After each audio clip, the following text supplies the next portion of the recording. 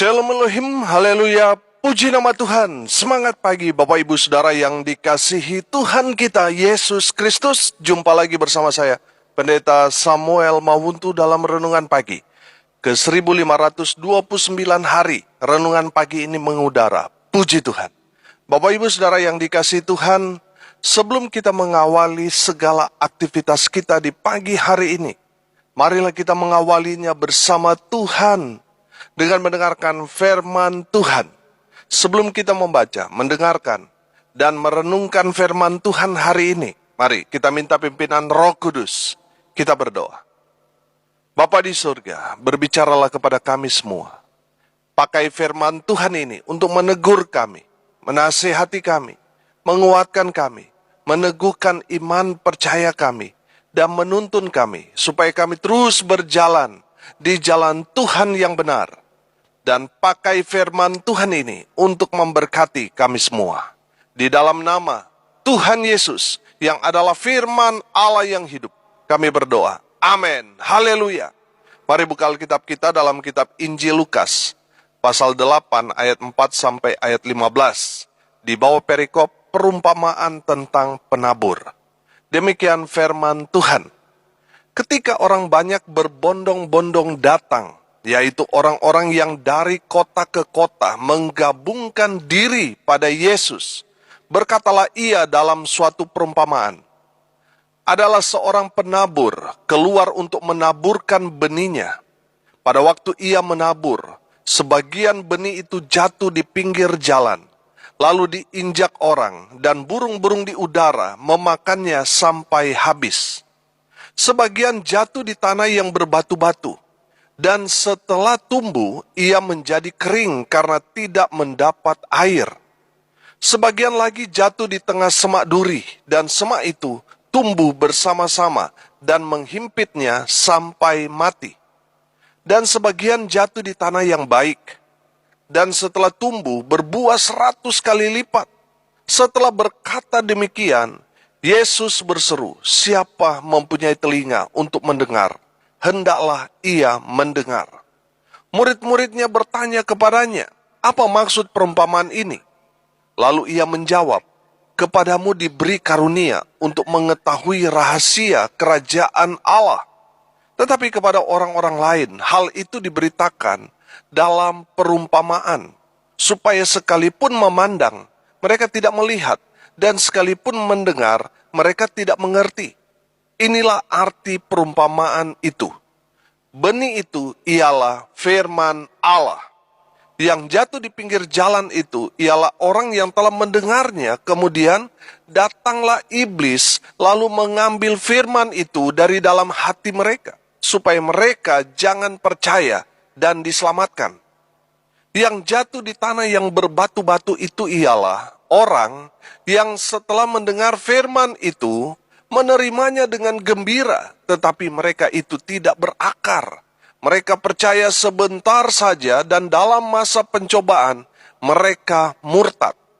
Yang jatuh dalam semak duri ialah orang yang telah mendengar firman itu dan dalam pertumbuhan selanjutnya mereka terhimpit oleh kekhawatiran dan kekayaan dan kenikmatan hidup, sehingga mereka tidak menghasilkan buah yang matang. Yang jatuh di tanah yang baik itu ialah orang yang setelah mendengar firman itu, menyimpannya dalam hati yang baik, dan mengeluarkan buah dalam ketekunan. Amin. Haleluya.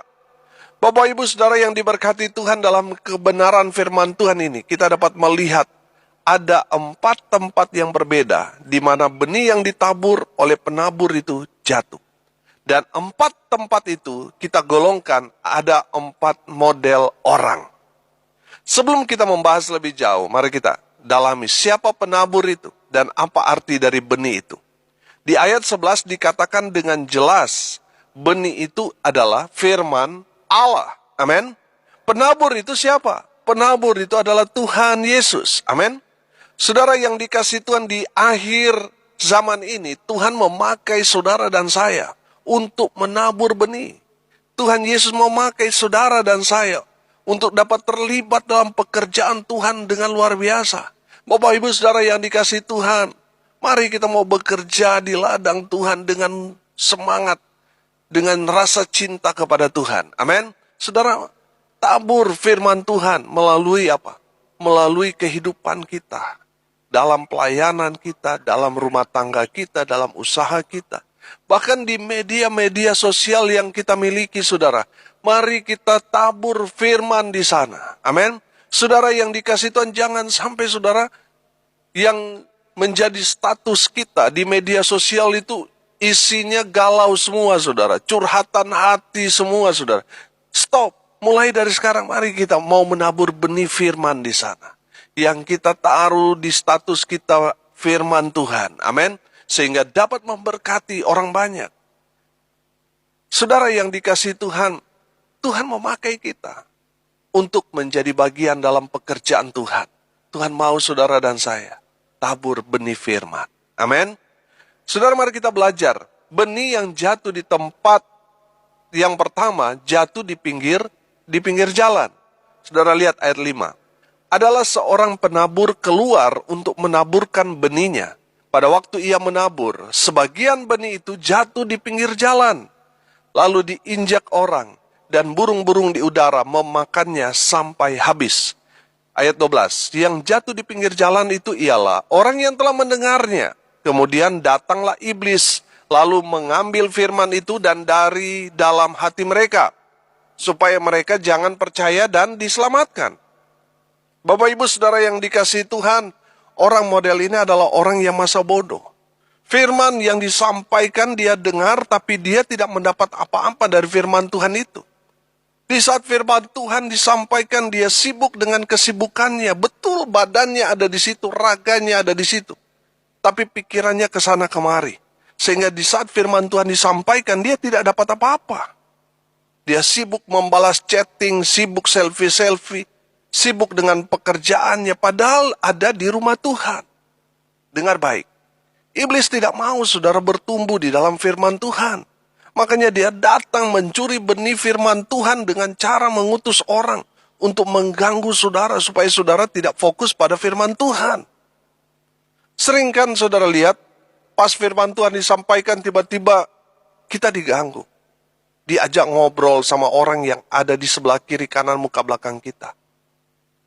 Iblis juga memakai cara saudara membuat kita nggak konsentrasi sehingga kita ngantuk saudara. Di saat firman Tuhan disampaikan ngantuk saudara.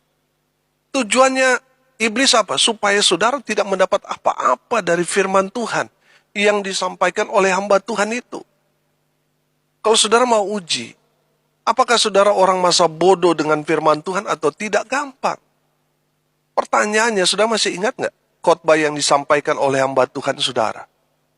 Kalau saudara lupa, itu menandakan saudara orang Kristen yang masa bodoh. Orang yang masa bodoh dengan firman Tuhan adalah orang yang bodoh. Dia menganggap bahwa pekerjaannya saudara lebih penting daripada firman Tuhan. Itu kan orang bodoh. Dengar baik. Langit dan bumi akan lenyap, tapi firman Tuhan akan tinggal tetap. Amin. Artinya apa? Firman Tuhan terlebih penting daripada apa yang ada di dunia ini. Karena semua yang ada di dunia ini akan lenyap. Kecuali firman. Amin. Firman Tuhan dalam Injil Matius pasal 4 ayat 4. Ada tertulis, manusia hidup bukan dari roti saja, tetapi dari setiap firman yang keluar dari mulut Allah. Haleluya. Artinya apa saudara? Firman Tuhan adalah segalanya. Amin. Makanya tadi saya bilang, orang yang masa bodoh dengan firman Tuhan adalah orang bodoh. Dengarkan firman Tuhan dengan baik, maka saudara akan hidup. Amin. Saudara yang dikasihi Tuhan, fokus pada firman. Iblis akan mengutus orang-orang yang ada di sekitar kita, saudara, untuk mengganggu kita supaya kita nggak fokus pada firman. Iblis tidak mau saudara bertumbuh dengan firman Tuhan itu. Saudara yang dikasihi Tuhan, jangan masa bodoh. Fokus pada firman Tuhan. Amin. Di saat firman Tuhan disampaikan, mari kita mau berdiam diri sejenak, menjadi seperti Maria yang duduk diam mendengarkan firman. Jangan sibuk dengan kesibukanmu. Sehingga firman Tuhan yang disampaikan lalu begitu saja, saudara. Saudara orang bodoh, kalau saudara masa bodoh seperti itu. Fokus pada firman. Amin. supaya firman Tuhan itu mendapatkan tempat yang tepat di dalam hati kita, sehingga kita bertumbuh sesuai dengan kebenaran firman tersebut. Amin. Haleluya. Yang kedua, saudara, jatuh di tanah yang berbatu-batu. Sudah perhatikan ayat 6 dan ayat 13. Sebagian jatuh di tanah yang berbatu-batu, dan setelah tumbuh, ia menjadi kering, karena tidak mendapat air. Ayat 13, yang jatuh di tanah yang berbatu-batu itu ialah orang yang setelah mendengar firman itu, menerimanya dengan gembira, tetapi mereka itu tidak berakar. Mereka percaya sebentar saja, dan dalam masa pencobaan mereka murtad. Amin. Bapak Ibu Saudara yang dikasihi Tuhan, orang tipe yang kedua ini adalah orang yang cemen. Apa itu cemen? Cepat menyerah. Betul dia bertumbuh, tapi sayang ketika dia diuji imannya, dia tidak kuat menderita. Karena ujian itu akhirnya apa saudara? Dia meninggalkan Tuhan, murtad. Itulah yang saya katakan orang cemen. Orang yang cepat menyerah. Saudara yang dikasih Tuhan, orang cemen itu kan modelnya seperti itu. Di saat ada tantangan sedikit, ada ujian sedikit, saudara menyerah. Saudara yang dikasih Tuhan, jangan jadi seperti orang yang cemen seperti itu. Di saat dia diberkati, senang, sukacita luar biasa. Tapi ketika dia hendak diuji imannya, dia tidak kuat. Akhirnya meninggalkan imannya. Saya melihat orang model ini sama seperti anak-anak, saudara. Lihat anak-anak. Kalau dikasih hadiah kan senang luar biasa. Coba disuruh belajar. Coba disuruh nyapu atau diberi mereka tugas, saudara. Nyuci piring kayak atau apa, saudara. Muka mereka langsung berubah, betul?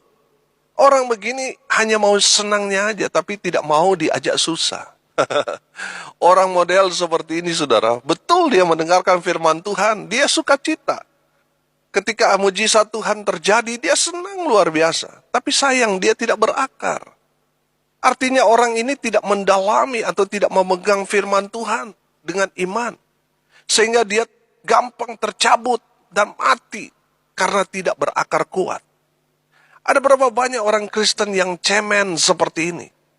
Hanya senang diberkati Tuhan, tapi di saat diuji dengan pergumulan hidup, dia tidak kuat. Akhirnya murtad. Hati-hati, saudara. Kalau kita meninggalkan Tuhan, lama-lama bisa meninggal dunia, saudara. Tetaplah kuat di dalam Tuhan. Amin.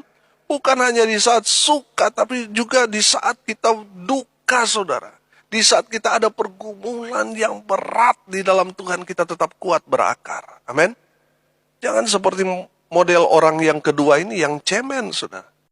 Yang hanya senang ketika apa yang dia doakan dia dapatkan, Tuhan kabulkan. Ketika dia mengalami mujizat, wah senangnya luar biasa. Tapi ketika dia diizinkan Tuhan harus melewati semua ujian hidup yang luar biasa, dia menyerah. Saya percaya pendengar tidak seperti ini. Amin. Tetap kuat di dalam Tuhan, walaupun banyak tantangan, persoalan, pergumulan. Walaupun apa yang kita doakan belum Tuhan jawab, apa yang kita rindukan supaya mujizat Tuhan terjadi dalam hidup kita belum terjawab, tetap kita kuat imannya di dalam Tuhan. Amin. Haleluya. Tidak seperti orang yang kedua ini, yang cemen. Yang ketiga, saudara, jatuh di semak duri. Lihat ayat 7 dan ayat 14. Sebagian lagi jatuh di tengah semak duri, dan semak itu tumbuh bersama-sama dan menghimpitnya sampai mati. Ayat 14. Yang jatuh dalam semak duri ialah orang yang telah mendengar firman itu, dan dalam pertumbuhan selanjutnya mereka terhimpit oleh kekhawatiran dan kekayaan dan kenikmatan hidup, sehingga mereka tidak menghasilkan buah yang matang. Amin. Bapak Ibu Saudara yang diberkati Tuhan, orang model ini adalah orang yang tidak punya komitmen. Mereka mudah sekali goyah iman mereka ketika mereka ada dalam pergumulan keuangan. Benar mereka sudah berusaha, tetapi mereka tidak mendapatkan apa yang mereka butuhkan. Iman mereka goyah. Dan mereka akhirnya mencari jalan-jalan yang tidak benar. Mulai tipu sana, tipu sini. Mulai kompromi dengan dosa, korupsi, dan memeras, mencuri, merampas, melakukan hal-hal yang tidak sesuai dengan firman Tuhan. Karena kekhawatiran akhirnya mereka tidak percaya kepada kuasa Tuhan. Karena ingin terlihat kaya dan dibilang diberkati, padahal apa yang mereka dapatkan itu bukan dari Tuhan, tetapi dari cara-cara mereka manusia yang menghalalkan segala macam cara. Ada berapa banyak orang Kristen karena khawatir jatuh miskin, akhirnya mencuri, saudara. Korupsi. Karena khawatir tidak dapat jodoh, akhirnya pakai ilmu pelet, saudara. Itu semua tindakan-tindakan karena khawatir. Bapak ibu saudara yang dikasihi Tuhan, kalau saudara orang percaya, seharusnya saudara tidak perlu khawatir. Kenapa? Karena Tuhan yang mengatur segalanya, Tuhan yang menyediakan segala yang kita perlukan. Amin. Haleluya. Mazmur 23 ayat 1 berkata, Tuhan adalah gembalaku, takkan kekurangan aku. Haleluya. Kalau saudara menjadikan Tuhan itu gembala saudara dan saya, dan saudara dan saya menjadi domba yang baik, saudara tidak perlu hidup dalam kekhawatiran. Karena apa? Karena Tuhan yang akan mengantarkan kita ke rumput yang hijau dan ke air yang tenang. Tuhan tahu tempat di mana Tuhan akan memberi kita makan, minum. Tuhan tahu caranya untuk memberkati kita. Tuhan yang akan sediakan semua keperluan kebutuhan kita. Amin. Pertanyaannya, apakah saudara sudah menjadi domba yang baik atau belum? Bapak ibu saudara yang dikasihi Tuhan, kenapa kita tidak boleh hidup dalam kekhawatiran? Karena khawatir itu sama artinya dengan kita tidak percaya kepada Tuhan. Jadi kalau kita sebagai orang Kristen, sebagai orang percaya, tapi kita masih hidup dalam kekhawatiran, itu sama artinya kita tidak percaya kepada Tuhan 100%. Khawatir itu sama seperti saudara melecehkan Tuhan, nggak percaya sama Tuhan. Itu dosa besar, saudara. Makanya orang yang khawatir, mereka tidak menghasilkan buah yang baik. Kalau saudara orang percaya, hapus dari kamus kehidupan saudara kata khawatir dalam hidup saudara. Karena khawatir itu sama artinya saudara tidak percaya kepada Tuhan. Yang keempat, saudara, jatuh di tanah yang baik. Perhatikan ayat 8 dan ayat 15. Dan sebagian jatuh di tanah yang baik, dan setelah tumbuh berbuah 100 kali lipat. Setelah berkata demikian, Yesus berseru, siapa mempunyai telinga untuk mendengar, hendaklah ia mendengar. Yang jatuh di tanah yang baik itu ialah orang yang setelah mendengar firman itu, menyimpannya dalam hati yang baik, dan mengeluarkan buah dalam ketekunan. Haleluya. Bapak ibu saudara yang diberkati Tuhan, benih yang terakhir jatuh di tanah yang baik. Haleluya. Apa artinya?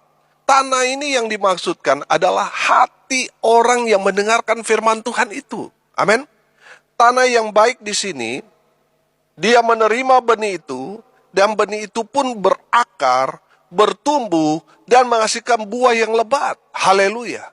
Ada berapa banyak orang Kristen yang tidak berakar, tidak bertumbuh, apalagi menghasilkan buah, tidak sama sekali. Saudara, kenapa dia tidak menghasilkan buah? Karena dia tidak berakar, dia tidak bertumbuh. Bagaimana dia mau menghasilkan buah? Kalau kita tidak berakar, tidak bertumbuh, itu tandanya kita mati rohani. Yang Tuhan mau dari kita, benih yang jatuh di hati kita, di saat firman Tuhan disampaikan oleh hamba Tuhan, kita terima itu dengan baik, maka itu akan berakar, bertumbuh, dan menghasilkan buah yang lebat. Saudara, untuk dapat berakar, bertumbuh, dan berbuah, saudara harus punya hati seperti tanah yang baik itu, yang mau menerima benih, yaitu firman Tuhan dengan baik. Entah firman Tuhan itu berupa nasihat, teguran keras, perintah, itu harus kita terima dengan baik. Biarlah firman Tuhan yang kita dengarkan itu berakar. Artinya kita pegang teguh seperti akar yang masuk ke tanah itu kan seperti tangan yang memegang, saudara. Saudara, biarlah kita seperti itu. Firman yang kita dengarkan itu berakar kuat. Kita pegang kuat-kuat. Amin. Menjadi penopang kita. Seperti akar itu kan menopang pohon yang berdiri di atasnya. Kalau kita kuat iman kita, saudara, maka kita akan bertumbuh dengan luar biasa. Amin. Kalau kita bertumbuh, pasti menghasilkan buah. Amin. Saudara yang dikasihi Tuhan, dari benih firman Tuhan itu, kita bertumbuh. Artinya apa, saudara? Ada perubahan. Dari benih dari biji menjadi pohon. Ada perubahan. Kita harus berubah sesuai dengan firman Tuhan. Amin. Kita harus bertumbuh dewasa di dalam Tuhan. Haleluya. Dan setelah saudara berakar, bertumbuh, berikut, saudara harus menghasilkan buah dalam ketekunan. Artinya apa, saudara? Dengar baik. Buah itu kan bicara hasil. Betul?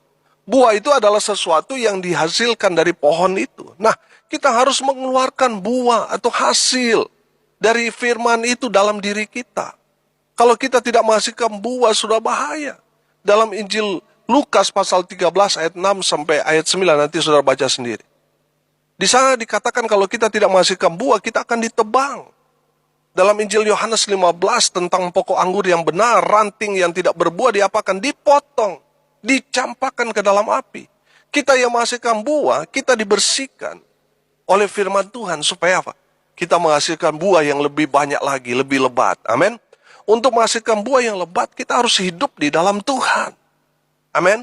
Saya selalu mengingatkan kita semua, bukan hanya saudara, tapi buat saya sendiri juga. Kita harus menghasilkan buah.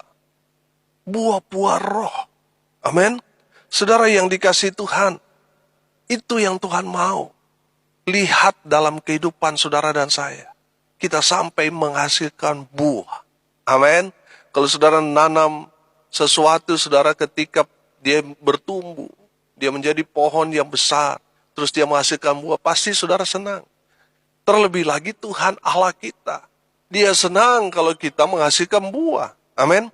Selalu saya katakan, buah yang dimaksudkan di sini adalah ketika kita menjadi pelaku-pelaku firman dan orang melihat, wah, dia luar biasa. Hidupnya berubah, penuh kasih, sukacita. Hidupnya penuh dengan kedamaian, sabar, murah hati, baik, setia, lemah lembut, penguasaan diri. Orang melihat buah-buah itu dalam hidup saudara dan saya. Ketika sudah menghasilkan buah-buah roh tadi, Tuhan senang. Amin. Kalau Tuhan sudah senang, saudara lihat di dalam Injil Yohanes di sana, pasal 15, saudara lihat di sana. Apa saja saudara doa, minta saudara, Tuhan akan berikan. Saudara lihat Injil Yohanes 15 ayat 8.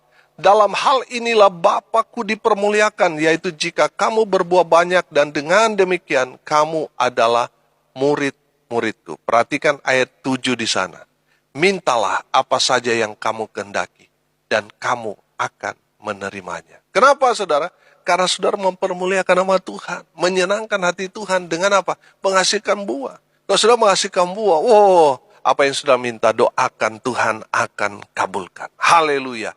Bapak Ibu Saudara yang dikasihi Tuhan, pertanyaannya sederhana. Yang tahu diri kita selain Tuhan adalah siapa? Diri kita sendiri. Saya mau tanya, menurut saudara, saudara tipe atau model orang seperti apa? Apakah seperti orang yang nomor 1, yang jatuh di pinggir jalan?